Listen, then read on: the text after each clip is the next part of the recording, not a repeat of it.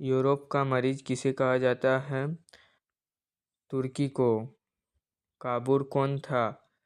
सेरेनिया फेडेनिया का प्रधानमंत्री। काबूल कौन था? सेरेनिया फेडेनिया का प्रधानमंत्री।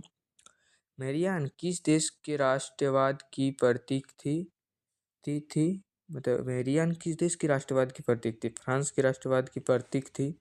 यंग यूरोप का संस्थापक कौन था? मेजिनी ने ही दो भूमिगत संगठनों की स्थापना की, यंग यूरोप और यंग इटली।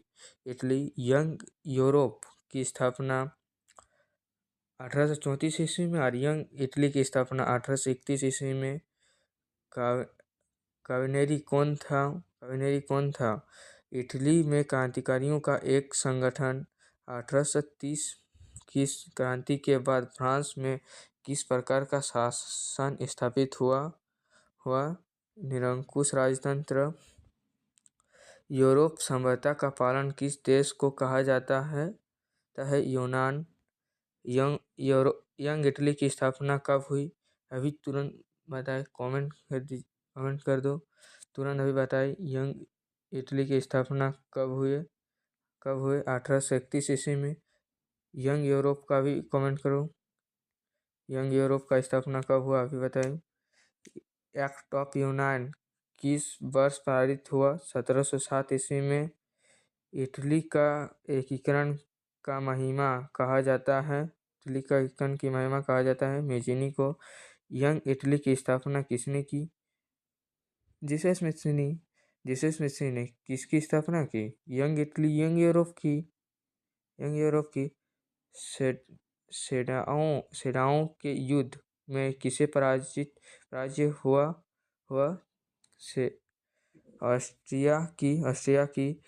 यूरोपीय राष्ट्रवाद के प्रभाव होकर किसे भारतीय शासक जैकोबिन क्लब की स्थापना की?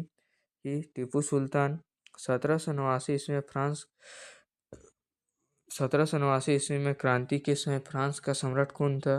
ये तो सब जानते हैं, ये भी कमेंट कर दो फटाफट कमेंट।